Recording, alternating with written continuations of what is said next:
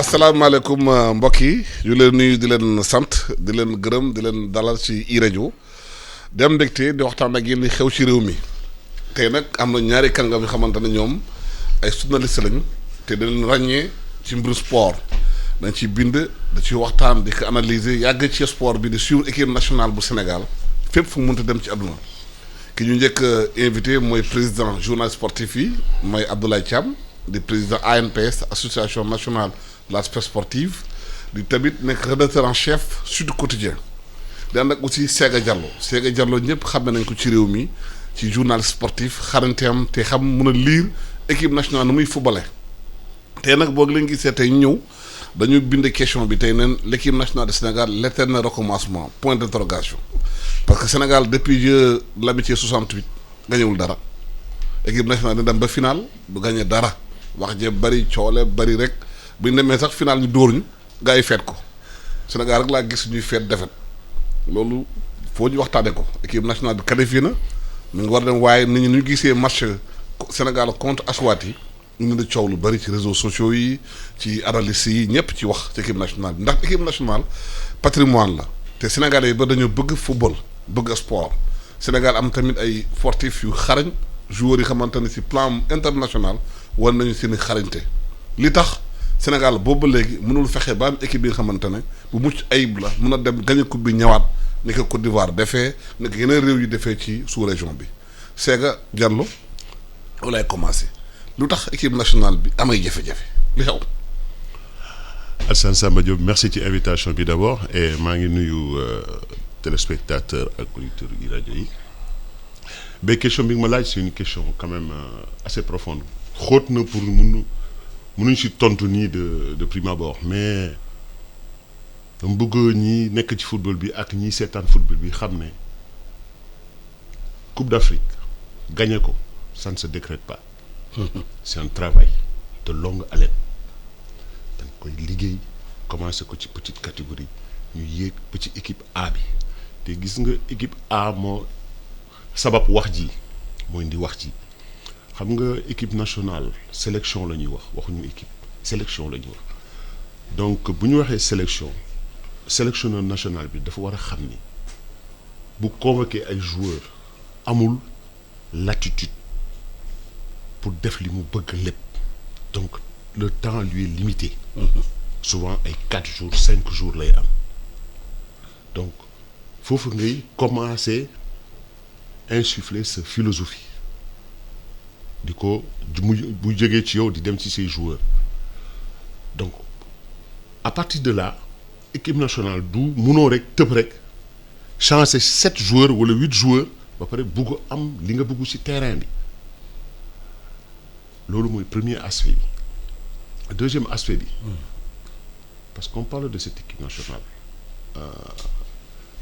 staff bi ni mu ñëwee ci équipe nationale loolu c'est très important il faut que Sénégalais yi rappeler wu aussi Aliou Cissé ak bëgguma tudd ak ñu mu àndal waaw bëgguma personnaliser naka lañ ñëwee ci équipe nationale bi en 2015 bi ñu jógee Coupe d'Afrique ak Giresse mu nekk camouflé ñu toog premier tour fédération bi ñu ñibbisee la Vox Populi da doon wax Aliou nañ ko jox Aliou et la fédération elle savait xamoon na ne position bi mu nekkoon c'était une position inconfortable mu profité ci clameur populaire bi mais jox ko Aliou.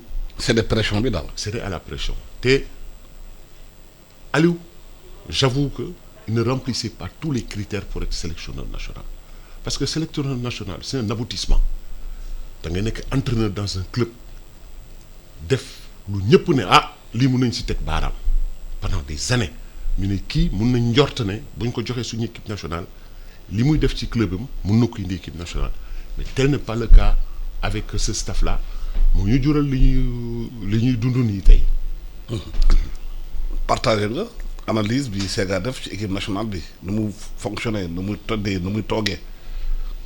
waaw d'accord naa ak moom ni Aliou ñëwee ci équipe nationale Sénégal maa ngi d'abord nuyu Séga di sama xarit di nuyu seen téléspectateurs yëpp nu mu ñëwee ci équipe nationale man maa ngi fàttali bind naa l'opinion impose Aliou Cissé loolu mooy dëgg te maa ngi fàttali aussi bi ñu jógee ci bid mu amoon fële ca Guinée équatoriale à Mongomo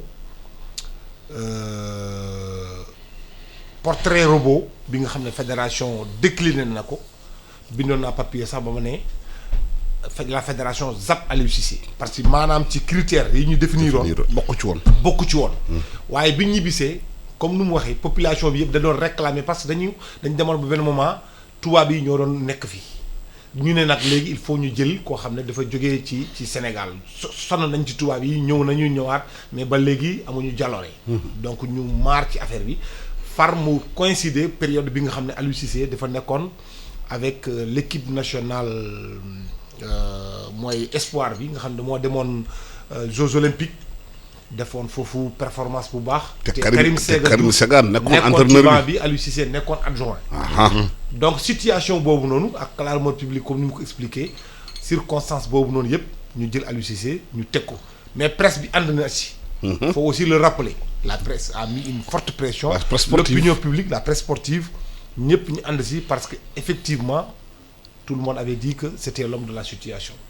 bu mu ñëwee def na lu mu jot a def mais aussi ci wàllum performance en tout cas ci wàllum objectif yi ko fédération defal jusqu'à présent amoo leneen loo koy wax parce que fédération boo xoolee situation bu ñu jógee woon dañ ko nee woon ñëwal nga qualifier équipe nationale Sénégal nga jàll premier tour parce que maa ngi fàttali 2006 Caire la ñuy gëj a jéggi premier tour dem ba demi-finale. avec le tandem Abdoulaye Sarr ak Amara Traoré 2008 ñu éliminé ñu premier tour 2010 demuñu 2012 ñu éliminé ñu premier tour 2013 demuñu 2015 ñu éliminé ñu premier tour Aliou Cissé ñëw ñu nekk situation bu complexe ñi mu wuñu woon fixé benn objectif bu kawe donc ñu ne ko boo jàllee premier tour mu jàll premier tour te man je reste convaincu loolu wax naa ko waxaat ko 2017 sunu coupe d'Afrique la woon dëgg la gagné wuñ ko parce que Aliou Cissé manqué na audace il était frileux dafa ragaloon Cameroun te Cameroun boobu ci 5 trophées yu Cameroun remporté bii mooy équipe bu yées ci Cameroun loolu mooy dëgg seen entraîneur moo ñëw taxaw ne Sénégal awma capacité pour gagné ko dama koy yóbbu ba tiro bi ma gagné ko loolu la Camerounais bi def te booy xool bu baax Alassane Cameroun dafa éliminé Sénégal xam ne nag mën na jël coupe d'Afrique bi équipe boobu noonu même les journalistes sportifs tey jii boo ci waxoon benn journaliste sportif n'importe lequel ci aduna bi ci monde bi na la tànnal 5 joueurs Cameroun bi remporté woon trophée boobu noonu en 2017 ce serait incapable de le faire la preuve ki ñu désigné woon sax meilleur joueur camerounais meilleur joueur tournoi muy Basogok bu mu paree dafa dem signé ji Chine pour te montrer ay ñoom tekk ñoo téye woon équipe nationale Sénégal pendant 120 minutes munoo fexe ba bëtt 2 lignes bi nga xam ne établir ko ñaari barrages yu ñu établir pendant 120 minutes pour ñu jéggi frontière boobu noonu loolu nag man bu weesoo situation bi ñu nekk nii am na ba pare 2019 mu ñëw mu egg ba final 2019 boo ko joué woon rejoué waat ba sonn Algérie moo la ëpp doole parce que premier match da nga football ak moom bokk poule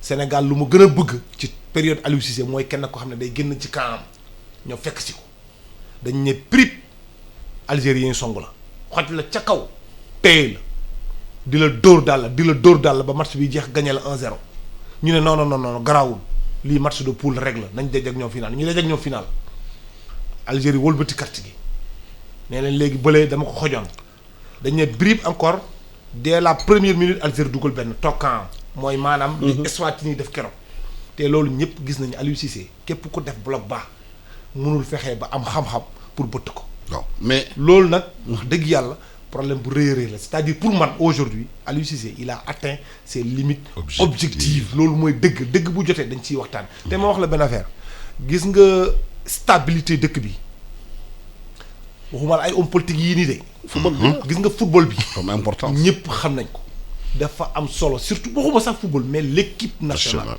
quand ça marche ça participe à la stabilité de ce pays te fu mu nekk nii waxuñu defuñu lu baax def na lu baax def na jéego yu rëy mais dafa jot ñu toog waxtaanaat bu baax waxtaan ak Aliou Cissé parce que nag Aliou Cissé employé wul boppam de sa xaalis sama xaalis sa xaalisam moom ak xaalisu keneen ak keneen la ñuy jël di ko fay il est l'entraîneur sénégalais depuis 1960 ba léegi le mieux payé te ñun ñëpp lañ si kontaan mu nekk du cru nekk sénégalais ñëpp ànd ak moom waaye nag du ma la employé ba pare nga may joxoñ fi may xool fédéraux yi ils sont les principaux responsables de la situation nit ki da nga koy wax dëgg su fekkente ne doxul nga indil ko ay adjoints yu taxaw tey jii nii Aliou Cissé il est seul amatul kenn ku nekk ci wetam te loolu du moom ma lay dicté damay def conférence de presse damay génnee liste part fédération mooy responsable Augustin Senghor mooy patron am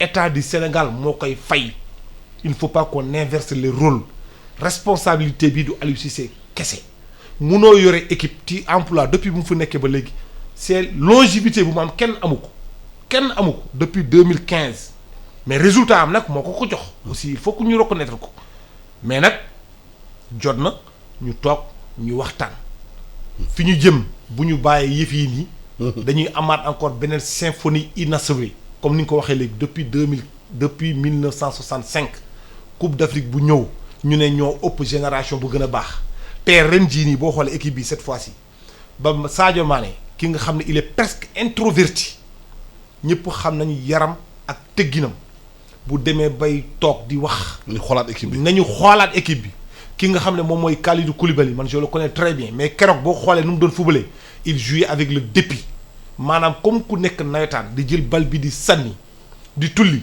munoo nekk aussi entraîneur te amoo colonne vertébrale kenn waxula demal jëli ay joueurs jëlal ay joueurs yu baax mais nag munoo match bu nekk nga dem tànn ñi ay binationaux ay 8 wala 9 wala 10 nga ko indi di ko créé waat su yàggee mayonnaise bii di jëli fi may jeexalee rek mooy entraîneur aussi amoo benn droit naan comme déclaration boobu aujourd'hui il est pris au piège moom Aliou Cissé. munoo wax nit ñi man ku dem football ji Chine du ma ko jëli équipe nationale joueur boo koy tànn ci performance ak régularité Pape Alioune Ndiaye c'est pas parce que dem na Chine nga ne man dootuma ko jëlati dama lay jox benn firnde rek pour jeexalee foofu Algérie le meilleur attaquant de l'Algérie du moment c'est Boundia moom moo dugal but contre Sénégal. Boundia kooku fu muy football mu ngi Qatar c'est l'un des attaquants africains les plus puissants Qatar lay football donc yooyu nañ ko bàyyi teg fële Pape Alioune Ndiaye su fekkente ne mu ngi football mu ngi régulier nañuy dem jëli ñu wooyu ko mu indi ko bu ñuy def greffe nañuy tànn benn wala deux ñu indi ko plus une ossature boo xam ne taxaw na ba pare man nag ci débat bi fii ñëw ay 4-3-2 ay 5-3 loolu je trouve que c'est tout à fait normal que Aliou Cissé mu def essayage lu baax la mais c'est pas le système qui pose problème mooy ñiy animer système bi c'est à ce niveau que se situe le véritable problème loolu xam naa ne dinañ ñëw ñu waxtaanaat si bu baax a baax. waaw bu li amee responsabilité fédération bi am na ci parce que quand même bu fekkee sax dañu doon essayer Aliou Cissé def na quand même juróom benn at. 6 ans tamit boo deful résultat wax dëgg yàlla nag xam na yow da nga tële. xam nga Alassane kii Ablaye dafa laal ci fànn yu bëri te dama yaakaaroon nañ ko def par étape comme ça ñu mun ci ñëw. C'est vrai que fédération mooy employeur u Aliou Cissé te responsabilité bi Aliou Cissé am ci li ñuy dund nii fédération mooy premier responsable. Fédération depuis Coupe d'Afrique 2017 2019 Coupe du Monde 2018 mais amul évaluation. amul rapport on n'évalue pas. ba pare Aliou Cissé ñëpp gis nañ ñu muy comporté woo vis-à-vis de la presse. c'est day toog fi muy toog balancer les convocations du wax ak journaliste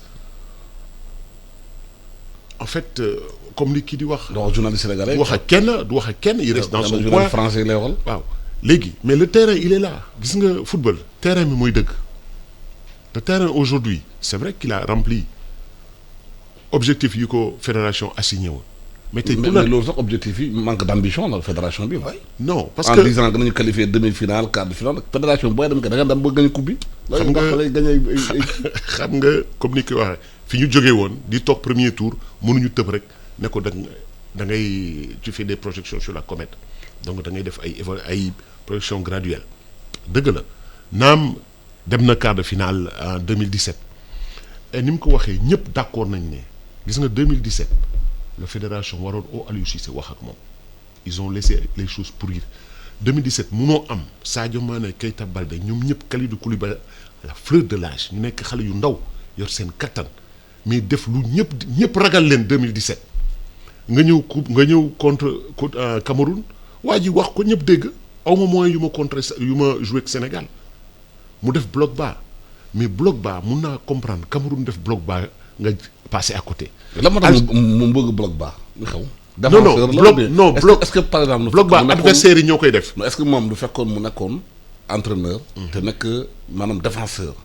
ndax day jouer ci am impact ci système de jeu am. du ma wax déet parce que tamit il peut pas se réinventer nit la nu ma tudd histoire am ak yooyu yëpp day jouer ci ni muy manager mais quand les adversaires di jouer ak Sénégal di def bloc bas mun naa comprendre nga laaj devant le Cameroun mun naa comprendre nga am problème devant l'Algérie mais devant l'Eswatini nga xam ne ay amateurs lañu après bul ma wax ne il a fallu mu dugal ses meilleurs joueurs pour mu mun a égaliser contre Eswatini mais problème bi foofu la nekk yow yaa def choix kenn forcé wu la yaa dem jëli say joueurs te ñu indi yëpp ay professionnels lañu. ñuy football ak ay amateurs pendant 90 minutes ngay daw derrière le résultat problème mu Aliou Cissé mooy xam nga gis nga sélection nationale da ngay am ossature. sélection nationale. boo da ngay sélectionné da ngay am 17 wala 18 joueurs yoo xam ne c'est des fidèles pour que yow sa philosophie gars yi ñooñu mun ko digérer bu baax ngay indi par ñetti joueurs mais quand même dans les grandes largeurs mais forcément nu mu tudd animation bi sa day pâtiru te l'éternel problème avec la sélection bi ko Aliou yoree mooy animation jeu bi man du ma waxu système parce que le système ne vaut que par l'animation. Absolument. Système animation mooy tax système baax animation mooy tax système du baax. Sénégal amoon na ñoom Fadiga ñu téye bal bi. on jouait am na milieu de terrain xamante ne on jouait le ballon y vivait. mais depuis 2015. d'avance attaque rek d'avance attaque dëgg mais booy jouer ak Ouganda ak équipe yu de moindre acabit mais dans le jeu mais dañuy dominer. parce que ñooñu seen fondamentaux seen animation dañ koy parfaire Aliou il avait l'occasion ci 2 matchs yi mu parfaire son animation. mais lan moo tax ñu essayer autant de joueurs. mais c'est yaakaar naa ëpp nañu ay centaines dañuy essayer. Aliou depuis qu'il est là je crois qu'il a utilisé plus de 80 joueurs plus de 20 binationaux mais c'est trop pour une sélection nationale nee na da ngay am 15 wala 16 yoo xam ne c'est des fidèles.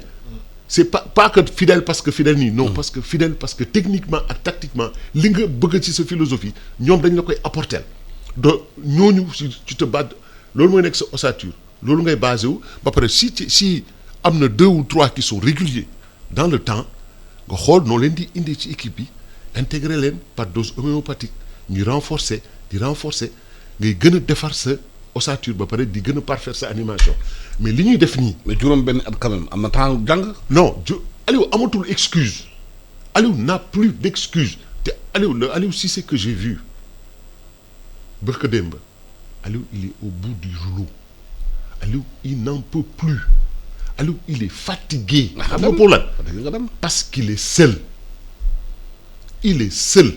Aliou déjà il a pas le profil de l'emploi benn parce que mënoo yor équipe Clermont-Ferrand xawma en National 1 en France. Louan-Cuiseaux au bout de 3 mois ñu viré la pour insuffisance de résultats par la force des choses Amara ak Ablaye Sarr bi ñu fi ñëwee ñu dem en France gis ko oo ko parce qu'il représentait quelque chose. C'était le capitaine de la sélection. qui a c'est un symbole. ñu ne bon kii waruñu ko bàyyi nii ñu indi ko ne ko léegi tu vois nga nekk ci sélection jeunes yi nga defaru mais concours de circonstances yi tax fédération ragal peuple bi tourné contre ñoom eh bien ils n'ont pas résisté à la vindicte. le cadeau empoisonné. ñu jox ko Aliou donc ils ne se sont pas rendu service ils n'ont pas rendu service au football sénégalais aujourd'hui te Aliou il faut reconnaître entraîneur bu amoon bu baax bu yoroon équipe nationale bii heure bii waxuma la benn mais peut-être mun nga am ñaari trophée un bon sélectionneur avec tout ce qu'il faut comme outil mais mun nga am benn wala ñaar comme mun nga bañ a am dara aussi football moo ni mel. waaw parce que Sénégalais yi loolu moo leen mooy seen problème c'est-à-dire équipe nationale bi baax na joueurs yi mun nañu football bu ñu demee bitim réew gis nañ ci télévision yi performance mbay seen club ak yëpp xëyrul waaye mënuñu gagné dara c'est-à-dire bu ñu dem ba final ñu dóola nga ñëw gars yi di feete final nag nee na way ñëw nañu parce que dem nañu final mais est-ce que esprit de défaite boobu ñu cultiver ci réew mi du am conséquence ci xale yi ci ndaw yi. bon de toute façon man loolu moom wax nañ ko waxaat ko quoi. Sénégal mooy dëkk bi moom dañuy feete ay défaite loolu moom moo am. oui mais dans tous les cas de figure quand même feete ay défaite nekkul lu baax. ça on est tout à fait. même psychologiquement par rapport aux enfants. on est tout à fait tout à fait d'accord xam nga am na ay défaites yoo xam ne aussi du sori trop victoire comme par exemple. waaye de victoire daal non attends je t'explique rek la fameuse défaite de 2002 contre le Cameroun c'était une première ay ñëw gis nañ quand même performance bi équipe nationale Sénégal def foofu ca Mali donc au retour population bi moo génnal boppam wax ci lu mu ci war a wax et puis encore on a vu que quand même il n'avait pas démérité ñëpp gis nañ situation bi nu mu meloon mais symphonie inachevée les symphonies inachevées nu mu accumulé nii suñ ci buggee arrêté à un certain moment donné il faut ñu toog ñu waxtaanaat. moom wax na ko léegi c'est que lu ñu mënta bëgg ñun équipe nationale en tant que journaliste sportif mënuñu fàtte ne Aliou Cissé moom lii mooy gagne-pain am. lii mooy liggéeyam. donc la durée de vie durée sportive entraîneur ci banc wu équipe performance rek la donc mun na tudd Mourinho mun na tudd Lippi. boo gañewul dañ lay dax. amul. loolu rek la donc loo ko mënta bëgg ba moo la ko war a mën a gën a bëgg donc nag benn moment aussi il faut que nga accepter les critiques li bon mooy avoir esprit de critique maanaam nga nekk nihiliste. yow daal da ngay taxaw nga ne Aliou Cissé xamul dara. non def na. déedéet am na lu mu def. waaw mais nag am na benn moment il faut nga taxaw nga waxtaan ak nit ñi nga nangu waxtaan ak nit ñi fédéraux aussi ñu wax ak yow ñu mun a comprendre que équipe bi. au niveau du staff technique xam nga même foofu aujourd'hui les gens sont en train de se poser deux questions. benn bii dañuy naan est-ce qu'il faut renforcer le staff donc on dit oui mais boo renforcer staff ci quelqu'un koo xam ne boo xam ne moom mooy les derniers mots lui revient mun nga jël tey jii nii un Malick Daf il n'est pas mal du tout. mën di conflit sax mun nga jël Dabo nga adjoindre Idi Malick Daf indi Dabo. mais Dabo joxe na résultat. D'ailleurs moi je n'y vois même pas d'inconvénient. Malick Daf qui entraîne l'équipe nationale des U17 Dabo qui est avec yoroon Tingéej mais yoroon aussi U20 yi ñooñu ñëpp pourquoi ne pas les amener auprès de l'équipe nationale du Sénégal auprès de l'entraîneur comme ça à chaque fois qu'il n'y a pas de match si yooyu noonu ñu mun a accompagner équipe bi. mais d'autant plus que ci son premier adjoint ce qui est inédit aussi en Afrique. parce que généralement da ngay am entraîneur bu ñu woowee sorcier blanc nga adjoindre ko en local au cas où. suñu demee ba benn moment entraîneur étranger bi bu demee bi national bi nga xam ne dafa nekkoon ci wetam fekk déjà jot na jàng ñu teg ko foofu mais Sénégal rek ngay gis nga am entraîneur boo xam ne c'est un Sénégalais ñu am adjoint boo xam ne français la mooy Régis Bokar moo nekk fii te ñëpp xam nañ Régis Bokar c'est plus entraîneur mental que entraîneur bi nga xam ne dañ koy faral di gis ñu ngi koy gisee nii léegi mais man soo gisee ma xaw a tiit ci yooyu noonu ñu naan nañ renforcer staff technique bi soo indee léegi ay techniciens ñu nekk ci wetam te Aliou Cissé le connaissant ñooñu lañ ko mën apporter mun nga wax sa xalaat ba pare mu jël sa xalaat mu teg ko fële mu ne faalewu la.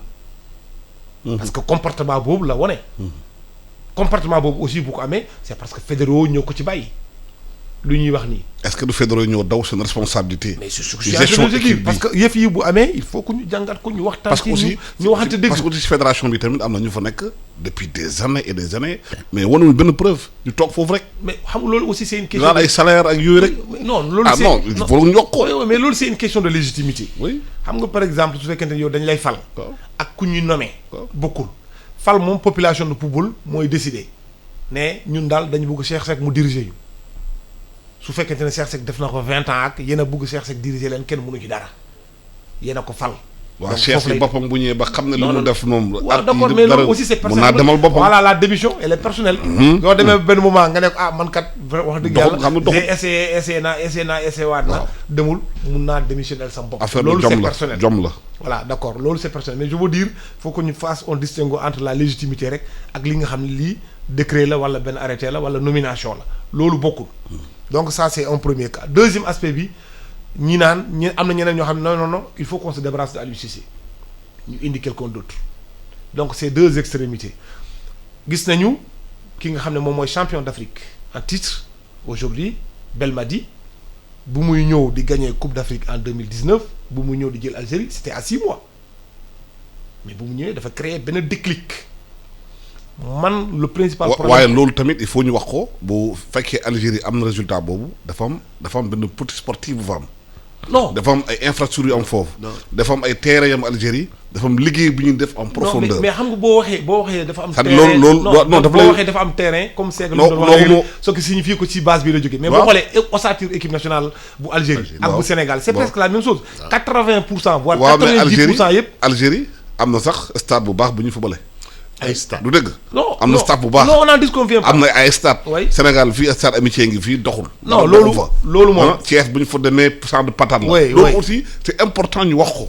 mais parce que aussi bu ñu bëggee jouer rek performant il faut ñu def ci xaalis bi ñu war a def. mu dem fu mu war a dem. mais Alassane loolu je suis tout à fait d'accord avec man wax naa ko. nee naa Algérie mu nga football à part bu rafet foofu. à part l'Afrique septentrionale mooy l'Afrique du Nord ak l'Afrique du Sud aucun pays au sud du Sahara du Sénégal rek. aucun pays yeneen yëpp amul kenn ku ci am stade aux normes de la CAF ou de la FIFA. loolu du yoon yeneen yëpp dañ leen di permettre ñu football rek. loolu du yoon. muy football ci gazon synthétique ak football ci terrain kii yoo xam ne dañ ko rafistolé ak loolu c'est pas l'apanage du Sénégal pays africain yëpp la loolu on est tout à fait. Sénégal war naa weesu loolu parlons moment bi ñuy wax nii. Côte d'Ivoire ak Guinée tabax nañu ay stades yu. ah oui oui non mais attention moi je reviens de la Guinée. stade Ndolo. c'est actuellement lañ ko confier ki nga xam ne mooy Antonio Soares pour 30 ans moom moo koy gérer mais la Guinée c'est un champ de patates il ne joue pas au stade il joue au stade du 28 septembre boo fa demee champ de patates la comme bu ñu yore fii moment bi ñuy wax yow nii. waa Guinée une CAN à 24. bu ñu xoolee à part l'Afrique du Nord et l'Afrique du Sud aucun pays au sud du Sahara n'est capable de. mais bu ñu defee comparaison équipe yi buy jouer. oui. Guinée buy jouer. tu sens que c'est une équipe qui joue en fond de jeu. non. bal bi day circuler. voilà loolu la Sénégal tulli rek la ñuy dégg. non mais loolu la wax kooku c'est différent. xam nga kooku Alassane c'est différent des infrastructures. waaw foofu laa doon expliquer. non je suis tout à fait d'accord que infrastructure yi lu am solo la man ci projet de jeu de Aliou Cissé yi loolu laa nekk di wax.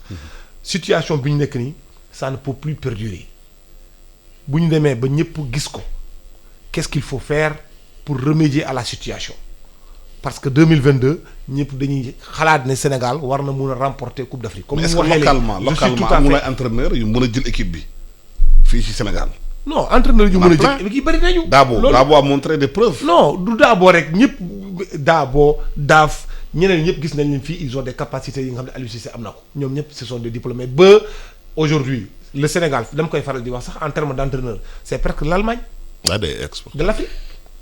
day exporté Amara Traoré mu ngi fii en Guinée soo gisee Lamine Ndiaye mu ngi fii dem je viens de rencontrer Demba Mbaye Cheikh Gueye je viens de rencontrer Gadiaga ñoom ñëpp ils sont donc ce qui veut dire ci côté boobu en termes d'expertise vraiment locale on n'a plus rien à envier à qui que ce soit. mais pourquoi on ne gagne pas. c'est ça le problème pourquoi on ne gagne pas il faut poser la question et aussi ñu waxtaan ak sélectionneur actuellement nii Aliou Cissé il a de deux choses l'une on renforce on discute avec lui parce que quand même j'ai comme l'impression que le discours ne passe plus auprès des joueurs.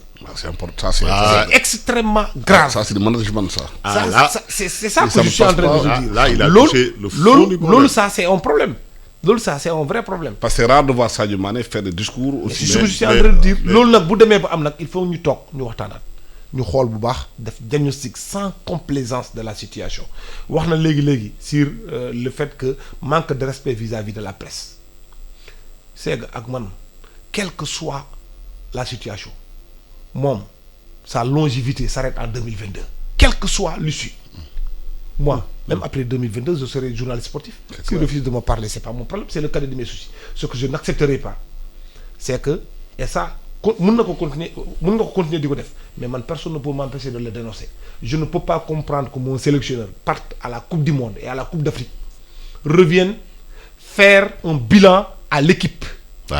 Bàyyi stade bàyyi record bàyyi iTélé bàyyi Sud bàyyi keneen dem foofu et l'équipe jël papier am boobu interview am dugal ko dans la rubrique abonné pour que man sama opinion publique su ma ko buggee informer nga xam ne il est payé avec l'argent du contribuable damay utiliser sama carte ma fay pour génne interview bi nga xam ne Aliou Cissé def na ko. muy def rek te loolu fédéraux yi. c'est la faute à la fédération. C'est pas normal. Je ne suis pas en train de dire qu'il est obligé de parler à Sud. dama bëgg insister ci affaire bu ko defee da ko gis njiitu réew mi aussi fii Sénégal suñuy réew yi suñu njiit yi bu ñu bëggee wax rajo France la ñuy waxal ou bien France 24.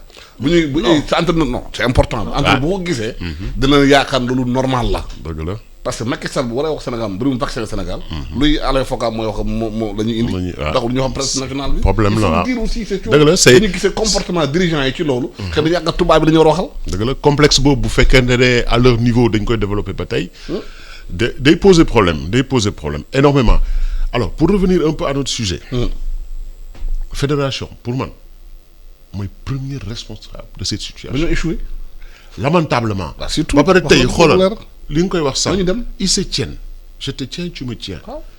ils sont là depuis plus de 10 ans ils se tiennent kenn du pousse bàyyi sa morom. dañuy pousse waaw. donc Aliou tey fédération soit day wax ak Aliou recadrer Aliou mu xool na ban solution lay apporter parce que tey ñaari solution moo fi am Aliou dem keneen ñëw wala Aliou toog fédération wax ak moom ne ko da ngay choisir. ñaari adjoint yoo xam ne le profil nous convient parce que Aliou mënuñu ko utal adjoint la fédération ne peut pas lui trouver un adjoint parce que conflit lay indi. Mais ça a toujours été le cas au Sénégal. Tous les entraîneurs qui sont venus ici c'est la fédération qui a imposé en local auprès de. day fekk mu nekk entraîneur étranger. Oui. Mais Aliou n'est pas un entraîneur étranger. Oui. C'est ça la différence. Aliou est un entraîneur sénégalais. Tout à fait. Donc tey Aliou fédération mënuñu ko utal adjoint. parce que nekkuñu ci cas de figure bële Aliou day ut adjoint indi fédération xool profil bi d'accord naa ci kii ñoom ñaar ñu mën a liggéey parce que boo ko indilee adjoint le staff va exploser parce que ku xam Aliou xam ne staff bi day exploser ba pare beneen bi il faut ñu pacifier relation Aliou Cissé ak joueurs yi parce que parce que joueurs yi bu ñu nekkee en conflit ak Aliou mais forcément Aliou dafa war a dem.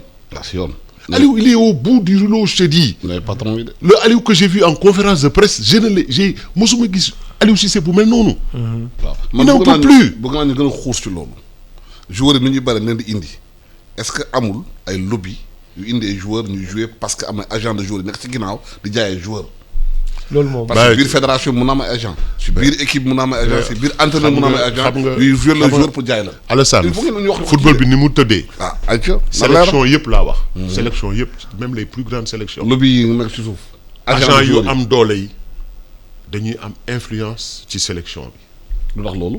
mais parce que ñoom ñoo yor joueur dañuy yor ay joueurs yoo xam ne ay joueurs yu mag lañu mais dañ leen di imposer en sélection. mais mu nga indi joueur leen pour jaay leen après am na ñoo xam ne aussi waaw loolu la dañu leen di dugal sélection pour ñu am ay cap. pour ñu nekk international. comme ça après ñu gën leen mën a placer. ce débat là. mais loolu aussi c'est un problème.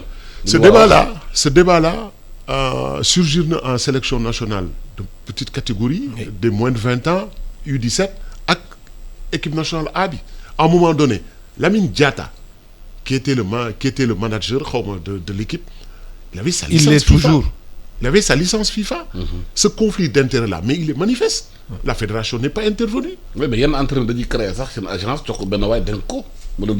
Est-ce que amul ramification Lamine Diatta ak Aliou Cissé on ne sait pas. Il faut poser le débat. Parce que ñoom ñaar ñëpp ils travaillent dans la même structure si staff bi lañ bokk et Diatta am na problème yu bëri ak ay joueurs. Mais loolu c'est la fédération qui doit trancher. Mais Alassane aujourd'hui li ñuy wax ci problème yëpp fédération moo ko gàlloo fédération moo war a toog. oo leen ñoom ñëpp ne leen ligne directrice bii laa bëgg ñu tegu ci ku ko mënul nga bàyyi. ku ko mënul je te vire. fédération moom mooy employeur u Aliou Cissé ak ñeneen ñi. ci yoon du ñoom ñoo koy fay. fédération moo leen di employé donc bu mënul taxaw dëggal boppam ci problème yi ñu nekk nii mais attends problème yi du gaaw saafaraw. Aliou mais il va rester dans son rôle il va rester dans son rôle même s'il ne le maîtrise pas bien mais il reste dans son rôle léegi fédération moo war a wax ak moom soit mu adjoindre ko li mu bëgg wala mënu ko def profilal ma ñaar nga indi ko ma xool tey l'ami Omar Daf il est absent du groupe ça se ressent un peu mais Omar Daf du yomb mu ñëw sélection parce qu'il a un contrat maintenant avec Sochaux c'est l'entraîneur titulaire Sochaux du ko bàyyi muy ñëw pour def ay pistes en sélection nationale ça se passe pas comme ça donc c'est à la fédération de trouver une solution à ce problème-là soit Aliou ñu jëlee fi Aliou wala ñu xool nu ñuy renforcer Aliou loolu moom à la kuli àll mënu ne parce que Aliou li mu yor ci ginnaawam mais Régis Bogart en France Régis Bogart du yor sax équipe nationale 1 il faut être sérieux mu ñëw fi ñu koy rek adjoint suñu sélection nationale c'est-à-dire dañu ñàkkal suñu bopp fayda. est-ce que day être des jours rek moom. qui sait li ma loolu est-ce que fédération ñii est-ce qu'ils sont là pour le football ou autre chose parce que man daf may poser problème quand même may poser problème. parce que léegi on va en 2022. 2022 Sénégal ba amee sélection bu mel ni dem fa encore pour ne bu fi yemoon tax mu neex. comme d'habitude. fi ñu jëm. non bu fi yemoon mu neex moom. fi lañ dëkk de loolu kaaro rek. waaw mais ñaanuñu yàlla quand même. je pense que am nañu pays de football la pays de passion. football te football bi du sax du jeu rek ci Sénégalais yi. dafa am lu muy jouer sur le plan social. sur le plan de la stabilité du pays. sur le plan de même de la régularité. non oui loolu Alassane. on bañ ko fooyee wax nañ ko fii léegi et je pense que aussi ci côté boobu wax dëgg yàlla boo xoolee sunu standing équipe nationale tey nu ñuy defaree sunu joueur état bi xaalis bu muy sotti ci football bi wax dëgg yàlla. amul résultat jéego yu bëri état bi def na ko même au niveau de la fédération. nekk deuxième nation xam nga lan FIFA affaire yooyu. première nation africaine. Ouais, après au niveau de la. on a gagné quoi au niveau de la FIFA. mais loolu man du ma ci accorder. beaucoup d'importance surtout concernant l'UCC parce que quand le Sénégal n'a pas été première nation ci conférence presse moom il n'accordait aucune importance au classement de la FIFA. Ce n'est pas aujourd'hui parce qu'il est premier il se glorifie de ça non parce que aussi il faut être logique. avec soi-même. man li ma ci mën a wax mooy que aujourd'hui au niveau de l'État wax dëgg yàlla équipe nationale li ñu ci waroon def yëpp def nañ ko dëgg au niveau de la fédération jéego yu bëri aussi def nañ ko mais dañu yore aussi une fédération aussi qui a adopté une posture bi nga xam ne man xaw naa ci ànd tuuti. même su fekkente ne aujourd'hui ça pose un certain nombre de problèmes mooy donner des coups de franche à Aliou c'est ce qui se passe. mais c'est toi qui sélectionnel bu joueur bu la neex yow yaay xool ni nga koy organiser ëllëg ci biir tu es le seul responsable mais à un certain moment donné nag su fekkente ne xam nañu fu ñu jëm baaxul te loolu bu amee mun na am des répercussions même auprès de la je rappelle qu'en 2006 gis nga football bi ni ñu ko doon expliquer léegi en 2006. problème bu rëy bu mu amee. 2006 quand on a 2006 ou 2004. Non, c'était en 2006. 2004, c'était en Tunisie. Voilà. Ouais, mais l'affaire de Guy brouillard Stéphane. de Rades. Ouais, l'affaire Guy Stéphane. Guy Stéphane demoul lui seul. Il est parti avec le président de la fédération. Il est parti même avec le tout puissant ministre d'État, ministre des Sports, Youssou Ndiaye. ñëpp lañ jëlaale. C'est pour vous dire dimension football fu mu toll. Donc aujourd'hui wax dëgg yàlla on a la sélection qu'il faut. Le Sénégal rek à part Algérie man gisuma beneen dëkk bu am potentialité joueur comme Sénégal. mais lu manqué Sénégal pour gagner. nan moo ko manqué pour gagner Sénégal moom la Algérie am Sénégal. moom la Algérie am. Algérie lu mu am. un bon sélectionneur. Oui. Un très bon entraîneur. C'est une sélection qui a 24 matchs sans défaite. 19 buts dans ses éliminatoires. La meilleure attaque. Sénégal statistiques yi CAF joxe après les éliminatoires. Sénégal amul meilleure attaque. Sénégal amul meilleure défense. Sénégal amul meilleur buteur. Doit se remettre en cause. C'est l'équipe des matchs nuls. Oui, mais ak li ñu am ci potentiel. mais attention, tu me diras que c'est les éliminatoires aussi. Attention, voilà. Tu me diras que c'est les éliminatoires parce aussi. Parce que le Sénégal sous Aliou Cissé a été toujours champion des éliminatoires. En 2017 bu ñuy dem on a fait le grand chelem dans l'histoire footballistique de ce pays kenn mësu ko gis. 6 matchs 6 victoires. Avec, contre qui? Avec quelle équipe? On me dira voilà d'accord. Ouais. Mais je veux dire on parle de statistiques seulement. Ouais. Meilleure attaque, meilleure défense. 2019 oui 2019 benn match nul la def meilleur encore dans les éliminatoires mais éliminatoire ça n'a rien à voir avec la phase finale. Ça c'est extrêmement important lu am solo mooy phase finale ba bu jotee loo fay def ma qualifié wu difficilement man moo ma gënal ma nekk champion des éliminatoires ma dem fële may indi ay affaires yoo xam ne baaxul. donc aujourd'hui la situation qui se pose c'est que du question joueur mais aussi mun na nekk question joueur parce que benn moment aussi joueurs yi ñooy nekk ci terrain bi. ah c'est clair. c'est extrêmement important mu yéel le maillot pour nga wane ne. parce que si le discours ne passe pas joueur duñu football. oui ça c'est clair. aujourd'hui je pense effectivement qu'il y a un problème à ce niveau-là. Relationnel. C'est ce que j'ai constaté lors de ce match-là. J'ai constaté qu'il y a un blocage à un certain niveau. Le discours ne passe plus. Ça, c'est la vérité. Même le système 3-5-2. Mais on l'a essayé contre qui? On l'a essayé contre le Congo, on l'a essayé contre le truc. Mais ce dispositif-là, mais tu l'essayes contre des grosses cylindrées en Afrique. Mais tu risques de prendre un carton si tu joues comme ça. Tu fais ça contre le Cameroun ou contre la Côte d'Ivoire, tu es mort. Parce que quand même, on a joué pendant 90 minutes dans le camp de l'autre. Ouais. Et j'entends l'entraîneur, même au niveau ça, de la terminologie, terme utilisé. Nous avons manqué de profondeur. Là, il y a profondeur, alors que toi, tu joues dans la moitié. Profondeur. Il y a joué dans la moitié du terrain adverse. Ce qui manquait peut-être c'est des extra-entrées. Mais il y a aussi le comportement des joueurs. Alassane, am na joueur au Sénégal. dëgg la non dëgg la il y a beaucoup de joueurs équipe nationale aussi. Il y a beaucoup de joueurs qui contrairement manquent de caractère. Cameroun ak yooyu. Cameroun boo gisee ñuy football day xam ne ñii dañu. Ils en veulent.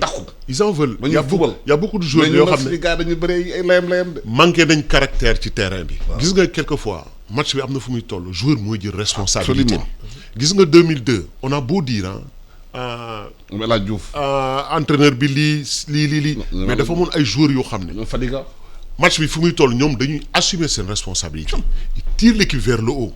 Diouf tey kenn du. non kenn du wax ay. mais c'est exactement ce que Sadio Mané ce que Diouf faisait en 2002. a essayé de faire ce que Sadio Mané fait il a fait contre le Mali, n'oublions pas. Il a fait contre le Mali. Mali dafa dugg jël match bi à son compte. Absolument. Il a égalisé. Mais à lui, il a fait une passe décisive. Je dis bii bu mu duggee. Dès l'instant qu'il est rentré, il s'est battu comme un lion. Il a essayé de faire tout. Mais xam nga à leur décharge. À leur décharge. danaa wax peut-être loo xam ne dina leen xaw a jaaxal.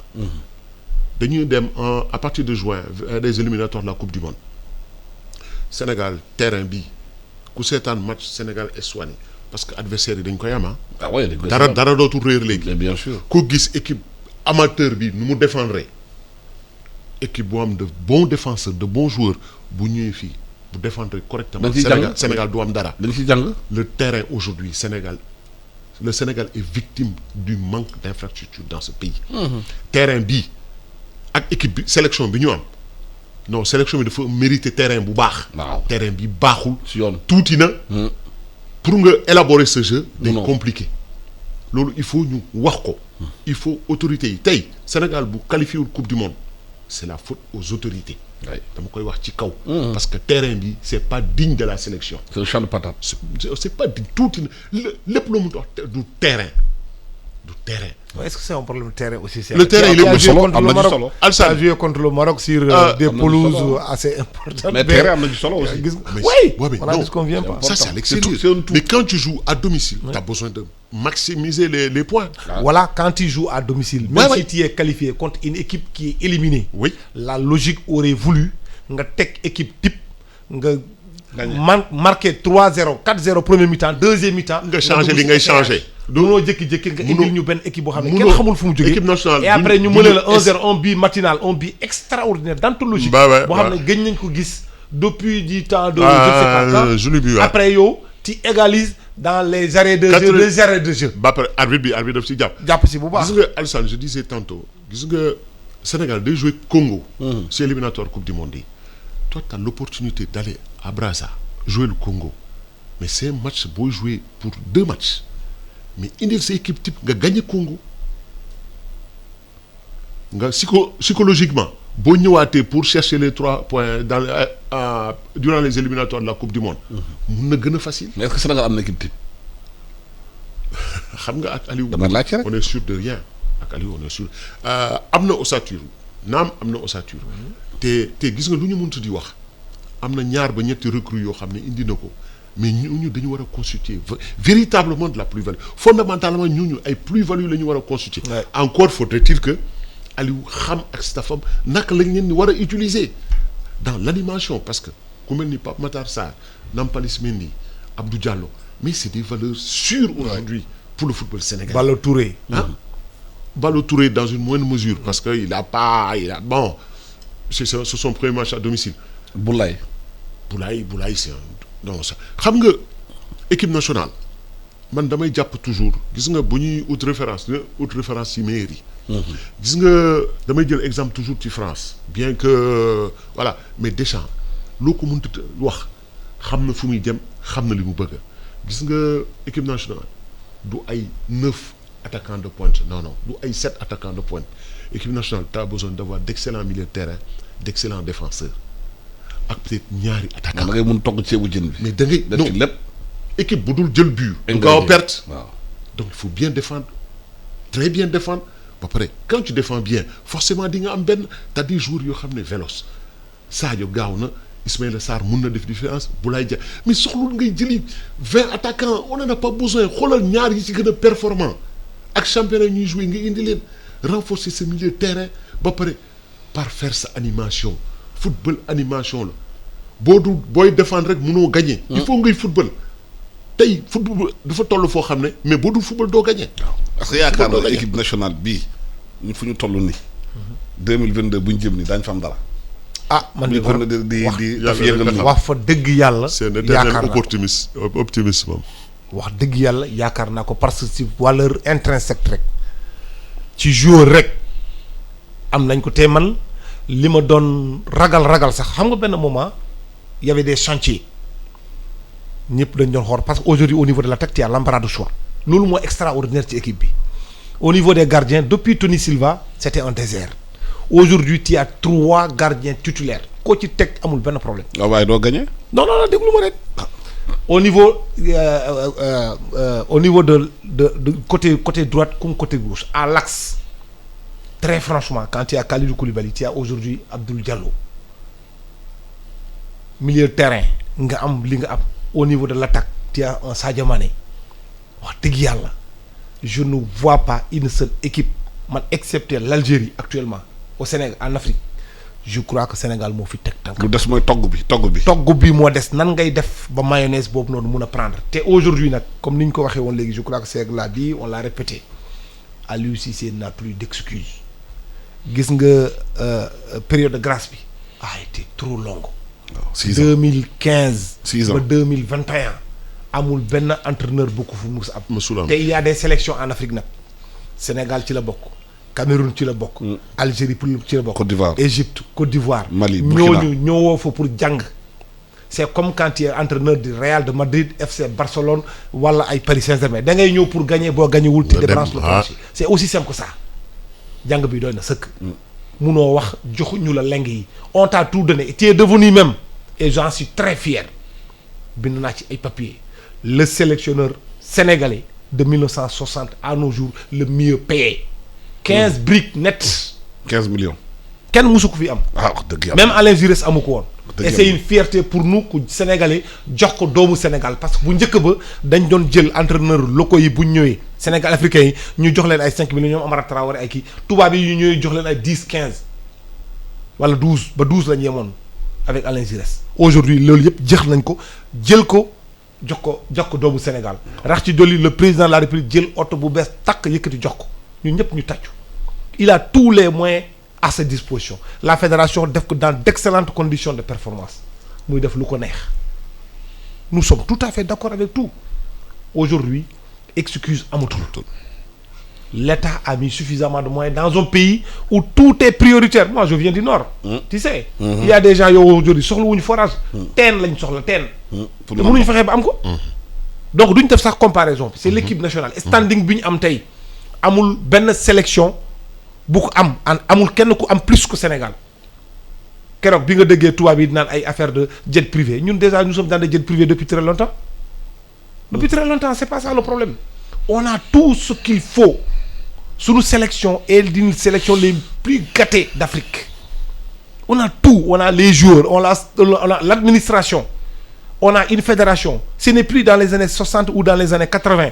où c'était très difficile tout est huilé tout est les gens ont maintenant. acquis une certaine expérience aujourd'hui aussi il faut le dire mais on a une presse alerte et très critique c'est très important c'est extrêmement important des fois complaisante des fois. ba tey mais loo mënta wax mais loo mënta wax moo tax nag ñoom ñuy juum sax di naan woy boo leen assister sur entraînement ay da ngeen di génnee composition xam nga loolu ñàkk mun a entraîner mënul weesu loolu dëgg la tu crois que n'importe quel Sénégalais fii ba Fongolemi boo ko yeewoo 4 heures du matin nga ne ma jox ma composition dafa la classement Barcelone wala Sénégal bu 2002 bi mënul la ko jox 11 yëpp la koy jox tu vas me dire way ils vont savoir ce qu'on va faire mais gars yi dañuy xam li ngay def boo leen mënee da nga leen fekk si lu fu ñu nekk nga dóor leen xam nga la moo am solo équipe boo ko yoree buñ la mënee score quel comportement tu vas adopter pour dindi score pour égaliser ak pour gagner boo mënewul score nan ngay def pour gagner ko c'est ça le plus important mais les changements en plein match exactement mais su fekkente ne gars yi da lay ne prib mu dugal la benn bi tokkaam yow mënoo fexe ba dindi ko mooy lu ñu wooyee bloc bas il y a toujours des problèmes avec ça. loolu mooy tële. kooku mooy tële waaw tële na mais est-ce que tële nag da nga koy wax tey li mu wax ak tout ce qu'on a donné à l'équipe nationale de problème de rigueur mu am ak d'organisation. non xam nga fédération comme Sénégal fédération maîtrise na paramètres yooyu yëpp xam nga tey. rigueur bi suñu problème. si staff bi la suñu problème staff bi rek la wax naa la sànq li Sénégal ñàkk moom la Algérie am en 6 mois la Belmadi ñëw inculquer les culture u gagne. Moi quand je lis Belmadi xam nga lu mu wax. je faire en sorte que sama équipe mooy gën a naxaree gagner ci équipe yi nekk ci àddina bi xam nga kooku niveau bi mu nekk. ak fi muy waxee un travail psychologique. mais oui bi ñu def. avec ces aspects-là avec des binationaux parce que ñun tamit dañuy faral di wax fii non. gars yi jógee fële ay kii lañu. tous ces paramètres-là mais entraîneur daf ko war a maîtriser. entraîneur c'est pas seulement un sélectionneur c'est pas seulement un meneur d'hommes mais tu dois pouvoir activer ay leviers yoo xam pour tirer le maximum de ton groupe. Mais est-ce que football bi du dem bay laal histoire. Parce que l'Algérie a gagné son indépendance quand même aux armes. Absolument. Sénégal dañu négocier lépp. Mais ñun on est teranga et puis d'ailleurs. ñun on est la résultante de notre histoire. Sénégal la ñuy dégg ñu wax les lions de la teranga. du teranga. loolu déjà c'est lion de la teranga. loolu déjà c'est ridicule. mais quand même Alassane mais quand même l'appellation. loolu déjà xam nga dafa lion de teranga. dafa àndul sax l'équipe nationale du Sénégal ne s'appelle pas les lions de la teranga. léegi man xam nga Alassane xam nga lan laay wax. gis nga fédération nañu trouver solution. moo gën de. parce que xam nga Vox Populi moo leen poussé woon. ñu jël Aliou Cissé. damay ragal. bu ñu trouvé wul solution Vox Populi mën na leen pousser à ce que ñu jëlee fi Aliou Cissé te bu leen pousser à ce que Aliou Cissé dem dama ragal li amoon 2005 dal leen. président fédération entraîneur ak ministre. ànd dem te pour une stabilité parce que tey Sénégal dafa soxla na stabilité. et le foot. buy dox day participer à la stabilité du pays kon nañu xool nañu waxtaan ñun ñëpp parce que tamit football bi ñoom dañ leen ko dënk mais moomuñu ko. wax dëgg yàlla. mais dañuy dem compétition bu ñu ñëwee mais duñu évaluer duñu wax ak nit ñi. ñëpp a bëgg a te football bi ñëpp am nañ ci xalaat. kenn mu leen tere wax ñëpp am nañ ci xalaat. mais xam nga problème bi nan boo ko ubbiwul ñu wax li ñu xalaat mais ñu dem waxee ko rajo. ñu dem waxee ko feneen. waaw jeex na tàkk. waaw surtout temps bi jeex na. maa ngi leen di gërëm di leen sant di gërëm Abdoulaye Thiam di rédacteur en chef Sud Quotidien di tamit président ANPS association nationale de la presse sportive di gërëm Séga Diallo du journal sportif li ñu wax fii bëgg équipe nationale bi moo tax ñu bëgg Sénégal di gagner di ñaax nit ñi ñu xam ne réew mi ñoo ko bokk. joueurs yi nekk fii joueur Sénégal lañu xaalis bu ñu fay entraîner nag fédération bi impôt Sénégal yi la moo tax ñuy wax équipe bi dañoo bëgg mu gagner sonn nañu di dem final ñu dóoru ñëwaat di feete ay défaite loolu dafa doy nañu takk suñu tubéy ni Côte d'Ivoire def Cameroun def ñu gagner coupe d'Afrique des nations au moins ci réew mi nga gërëm di la sant ngeen doog jàmm.